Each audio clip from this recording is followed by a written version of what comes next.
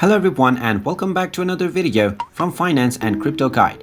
In this video, I'm going to show you how to log into your existing account on the Safepal wallet. So let's get started right away.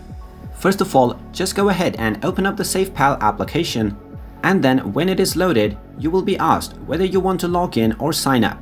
Just accept the terms and conditions and tap on Get Started, and now you will be allowed to create a security password. Just type in the password that you set for your previous account that you want to use to log in. Then just tap on Start Safepal Journey and then select which one of your wallet you want to log into. Just tap on the appropriate option, and then in order to log in, you will need to use the import or the restore option. If you have your mnemonic phrase, then you can tap on Import by mnemonic phrase. If you have a private key, then select by private key, or you can use the other methods that are displayed within import. If you backed up your mnemonic phrase to your Google Drive, then simply tap on Restore with Google Drive. Then just go ahead and type in your security password and now select your Google account.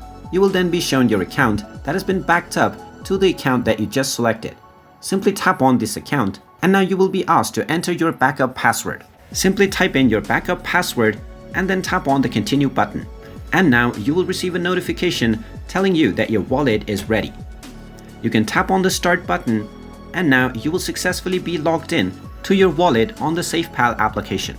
And that is how easy it is. If you find this video helpful, make sure you hit that like button and subscribe to our channel if you haven't done so already. Also ring that notification bell to never miss another update from us. Thank you for watching, and I will see you again in the next video.